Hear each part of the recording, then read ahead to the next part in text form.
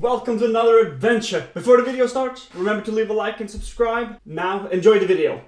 I first must issue an apology. It's been quite some time now since my last post. So basically what happened, I visited some family members and I came back and I was like, a little bit of the sniffles, you know?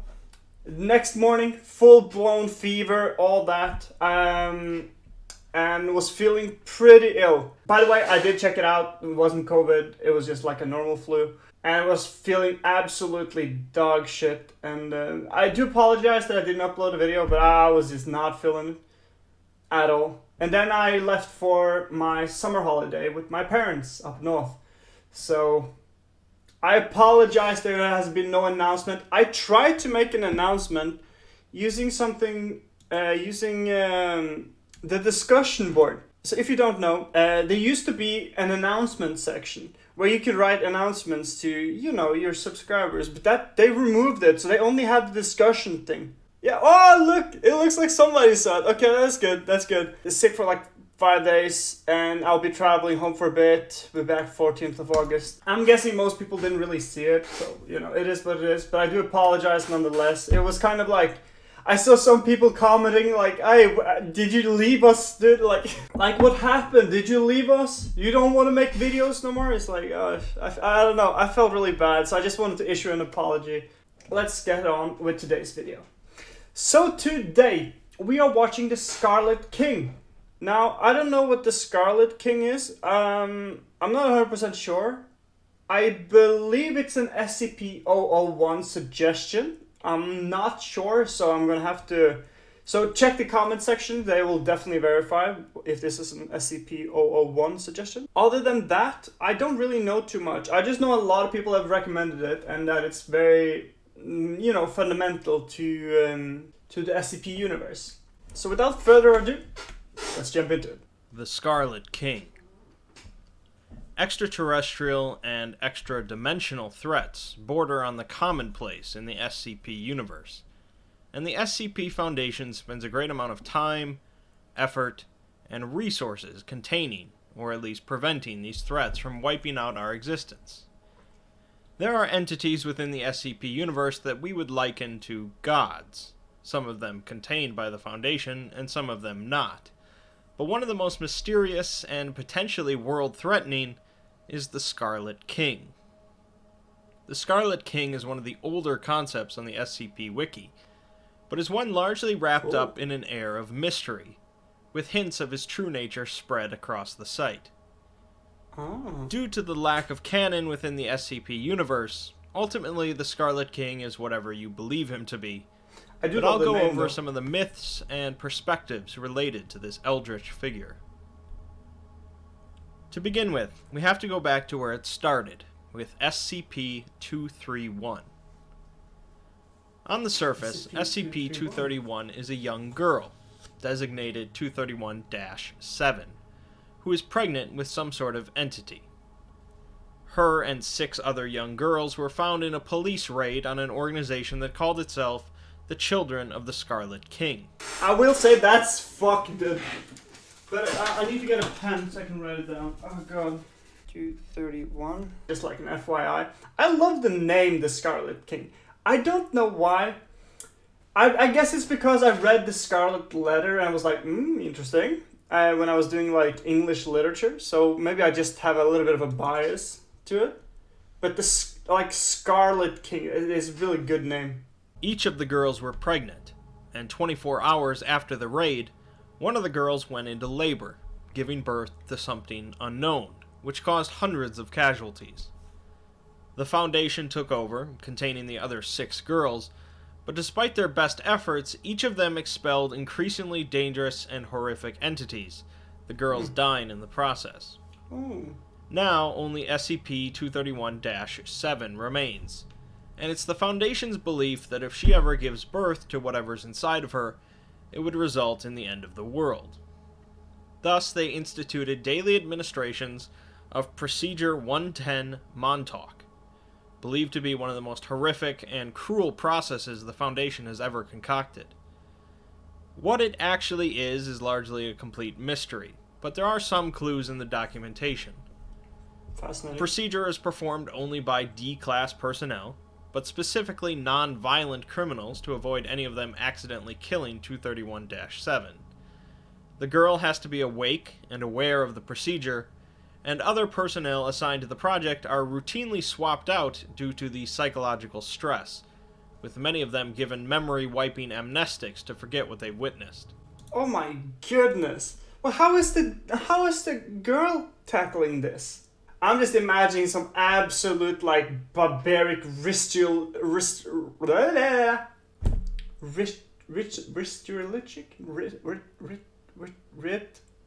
bro, I'm having an aneurysm. Ritualistic. Jesus Christ, that was foreign. Like some absolute, most disgusting, vile procedure that you can possibly imagine. I'm guessing it's like an abortion on steroids, dude. Like that's like the kind of imagery I'm getting from this. Oh god, poor woman. Additionally, 231-7's memory is also routinely wiped in order to prevent her from becoming accustomed to the procedure, as it seems it must be continually horrifying in order to prevent labor. A great amount of discussion has gone on about Procedure 110 Montauk, but ultimately it's left up to your darkest imagination. A popular tale, Fear Alone, describes a researcher newly transferred to SCP-231, and discovers that Procedure 110 Montauk is not some brutal action inflicted on a child, but is instead a D-class reading a bedtime story to a young girl.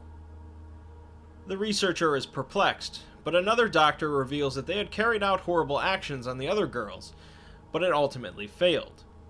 They instead realized that more important than doing the actions was people believing the actions were being done. The old gods, in this case the Scarlet King, cannot see our reality the same way that we can, so they cannot witness the actions done to SCP-231, but the Scarlet King can sense fear.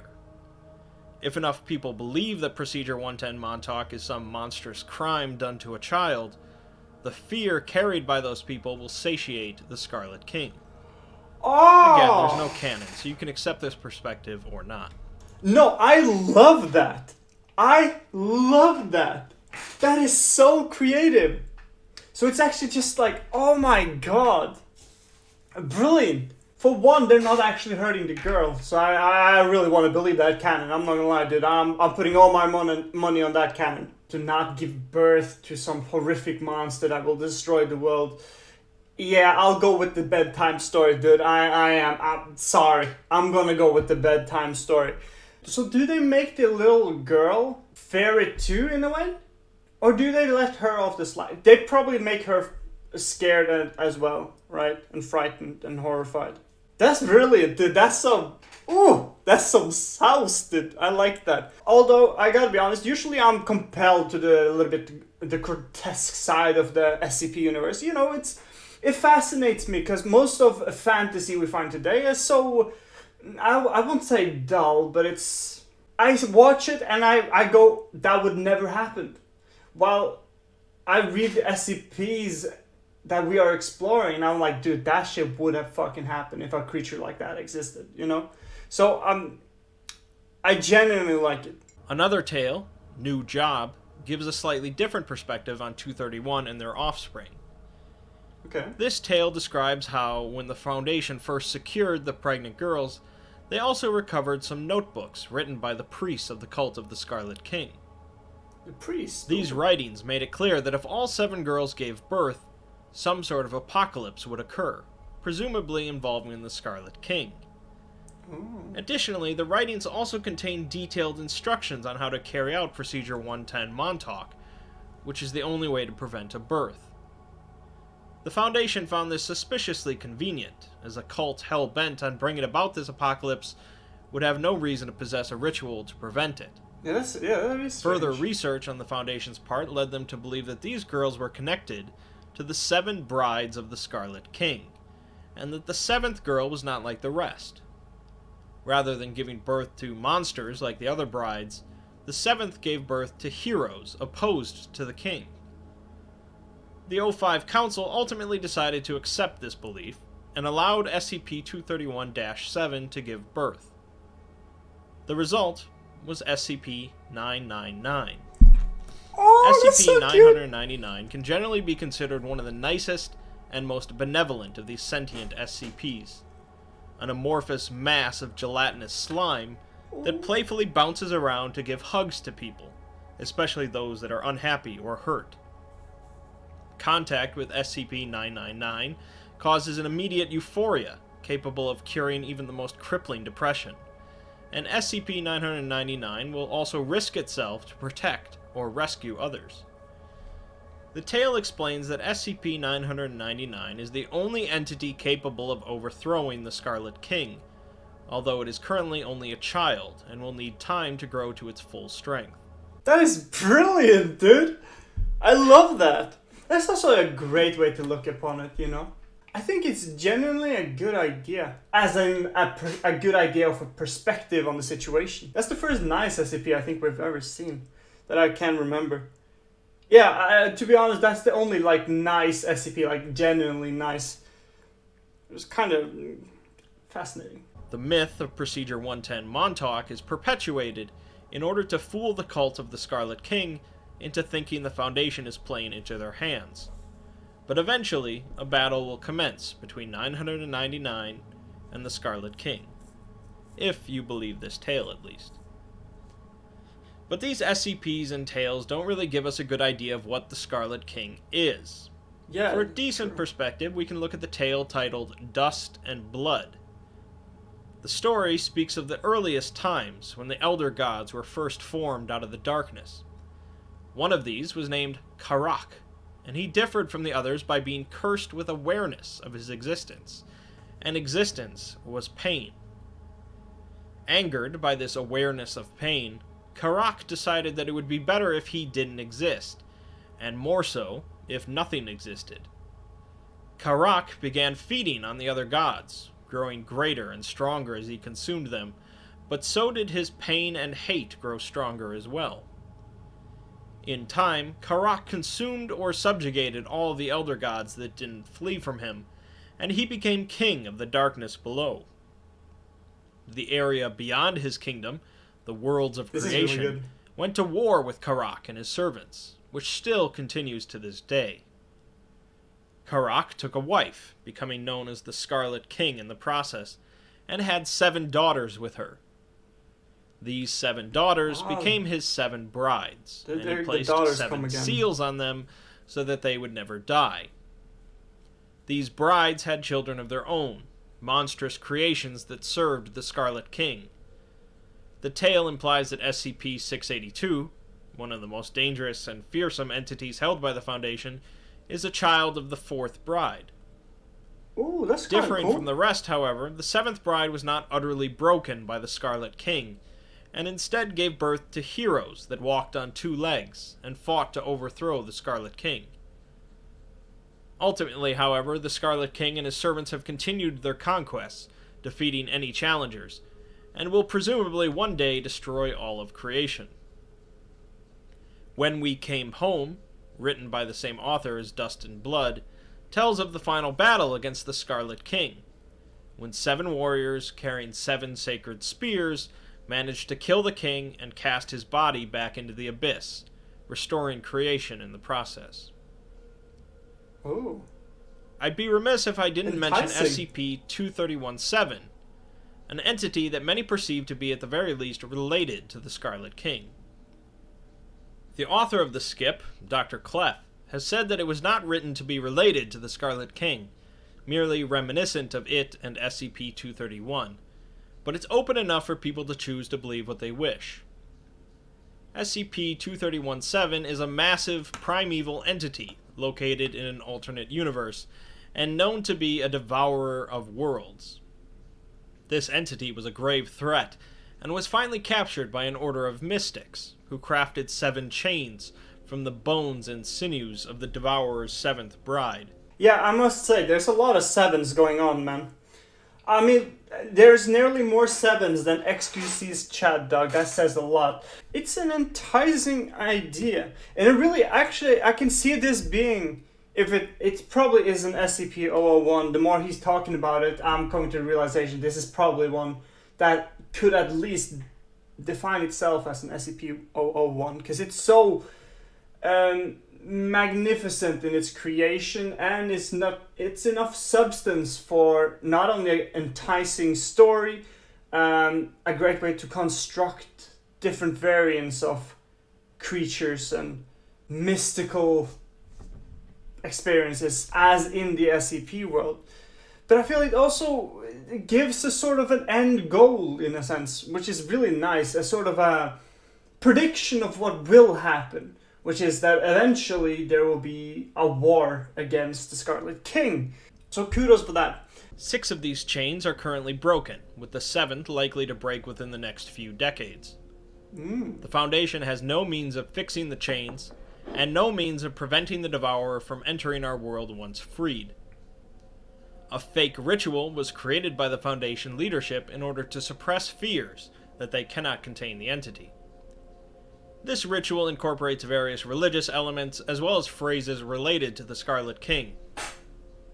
As this ritual is fabricated, there's no real evidence that 231-7 has any connection to the Scarlet King, but a popular theory connects the 7 chains to the 7 girls from SCP-231, and when the 7th girl gives birth, the final chain will be broken. Oh, so that's kind of like the other side. Finally, there is Tufto's proposal for SCP-001. Yeah, essentially, you have one that's a little bit more like the positive one that the 7th bride will give birth to a hero that will save them all, and then you have the other side, which is like the last creature is gonna fuck everything up. Now, it seemed like the first presentable idea of it seemed to be was more like that the entity itself that was birthed was the problem, while in the latter one it seems more like a sort of what should we call it, that it sort of releases sort of like a key in a sense to a greater threat, a world devourer, titled the Scarlet King. The proposal describes the King as a largely unknown entity that exists in a number of dimensions simultaneously, but for whatever reason is unable to enter the prime dimension, that is, our dimension. Okay. The Foundation believes that the Scarlet King has been attempting to break into our dimension for hundreds of years, and if it ever succeeds, will cause a drastic alteration of reality or eradication of human life. Despite this threat, however, the Scarlet King is given the object class of safe, and the description states that containment is unnecessary.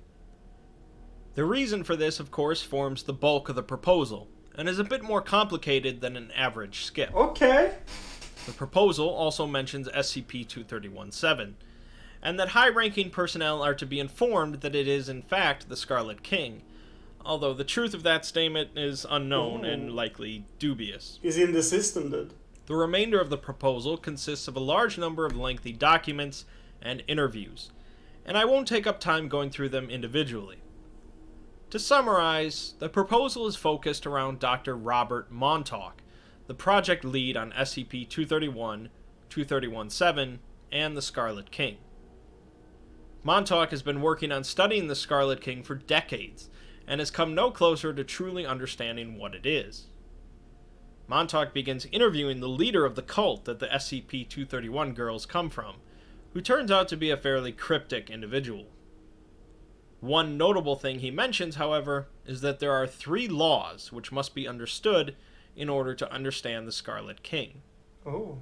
The law of blood, the law of concrete, and the law of howling. The law of blood was enacted by the Scarlet King, and it represents his rule, filled with hatred, cruelty, and an iron will. It is the old way of things, armies of slaves, blood rights, and chaos amidst order. The law of concrete is the inverse, modern civilization, where everything must be studied and understood so that it can be described, categorized, and filed away. The law... There's like a click, like steps walking. I thought it was somebody outside my window, dude. Click, like, dude. Oh god, bro, like you can't do that to me, man. I'm sitting here alone, dude, watching a video. It's nearly nighttime. Like what? Oh god, shit like that stresses me the fuck out, dude. Same if you've ever seen the knocking video. Sorry, I know this is not SCP related at all. I apologize, but it messes with my head, dude. The law of howling is the tension and clashing between these two opposites, and it is here that the Scarlet King takes form. The Scarlet King is ultimately an idea, but the tension between the pre-modern and the modern, the difference between the accepted and the understood, is what allows him to exist. Perhaps most interestingly is that the SCP Foundation itself is what caused this to happen, as the Foundation's drive to understand and categorize everything, in this case the Scarlet King, created the tension between what was previously just accepted, and so they created the Scarlet King. Oh, because it created an opposite. If SCP-231-7 gave birth, it would allow the Scarlet King to enter our dimension, and so Procedure 110 Montauk exists. Interestingly, the specifics of the procedure don't actually matter, so much as the fact that the procedure was created not out of scientific understanding, but out of hate and rage from Dr. Montauk. Dr. Montauk believed that the Scarlet King had taken his brother from him, and so he devised the procedure specifically to hurt the king, and that's why it works, because it follows the law of blood and not the law of concrete. The lessening of tension between the two prevents 231-7 from giving birth, and so the SCP Foundation has decided to change the classification of the Scarlet King to safe, and attempt to not worry as much about understanding and classifying the entity. In a twist on standard operating procedures, not understanding this anomaly is actually safer than understanding it. Is it nearly... Ultimately, however, Dr. Montauk leaves the Foundation and joins the cult of the Scarlet King. Oh, of course he does. As he saw the Foundation as a group of hollow men lacking a path. Wait, does that mean that it's like an info hazard in a sense? Because it's not like... Info hazard is usually like you know about it, you get the information, you fucking die, right? In this SCP, it's nearly like they developed SCP itself by knowing about it. That's sort of like... Or at least, perhaps not knowing about it, so I guess it's not an info hazard in the sense that, oh, they have the knowledge of it, but it's when you try to be concrete about it, try to research it and find out what it is, that creates the Scarlet King. So, I don't know, is it then an info hazard? That's confusing me now, a little bit, because it's like, knowing the information is not, but searching for the information is the hazard, right? I don't think it's an info hazard. No, because it's not the information itself, but it's the search for the information. It's a Google hazard, dude.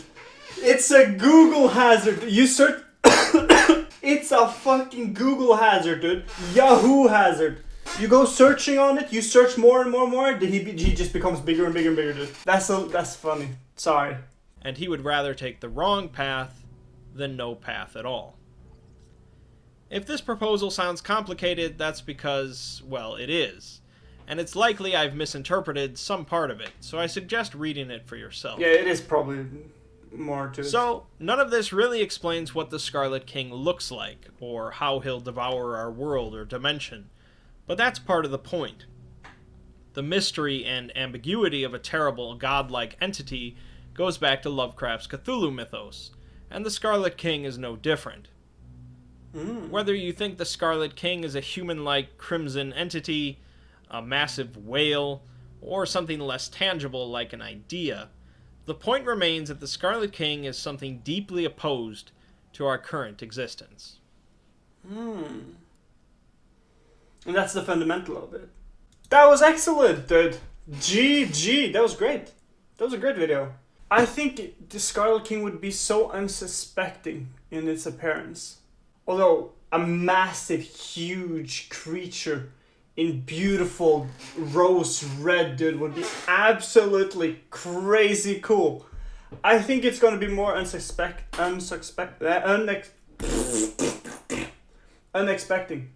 I think it's gonna be more. I think it's gonna be different. We know what the Scarlet King's mode of being is, sort of very sinister, dark, kind of want to kill everything, which makes for a really good story, by the way. Just generally, like a point of reference, it makes a really good story. Since he is sentient, he understands that the more power he gets, the more pain he feels. And then I presume the more desperate and the more keener his sight is towards finding a way to destruct everything, right? Because he doesn't really want to exist. So then my question is, wouldn't it be cool, at least in theory, to have a story, a canon, or perhaps there already is one, that is actually not about him trying to devour everything, but more about self-destruction as his ultimate goal? If reality makes you feel worse and obtaining power makes you feel even more worse, you're, generally speaking, you're increasing the velocity of how bad you feel, then wouldn't the correct way to do things be to try your best to give away this power? Which again gives a lot more credit to the seventh son idea, that the seventh son is a hero, because what he's actually trying to do is end himself. It makes for a very interesting turn of events, you know? Just picture it as if it was a movie, right? It's really intriguing turn of events to figure out that, you know, in the end, actually the Scarlet King is not somebody who cares even for the mortal life. He don't care if the world dies, ends, burn, or lives on. He's just trying to end himself. And so he has created this prince, this hero of our time that's going to kill him in an effort to try to end his being. But nonetheless, excellent SCP. Through and through, brilliant. Really good, really good. Yeah, there was one thing I forgot to mention. I said last video that I was gonna make some SCP readings, and I have recorded them. I just haven't edited them yet. And so I've recorded 2 SCP readings, but I'm not sure how I'm gonna do it. I kind of want to do it as in a little bit of a style like the Exploring series, like the Vogue, a little bit, but with pictures and cool stuff and a little bit of text so people can follow through. Now, I'm not sure how to do it. I'm using Sony Vegas like 13, dude, because I can't afford a real editing program. But, you know, you gotta do what you gotta do, I suppose. So it's probably going to take some time before I figure out what to do exactly and how to execute it. But, you know, eventually that will come, hopefully. What did you guys think about the video? Did you like it? Did you enjoy? Of all of the versions that was presented, which one do you think is the most true? The most enticing? The one that you find most compelling in its overarching story and its structure? And perhaps just simply its fascination. Regardless, I hope you enjoyed the video. Please leave a like, subscribe, and I will see you guys in the next one, which will be really soon, promise. Peace.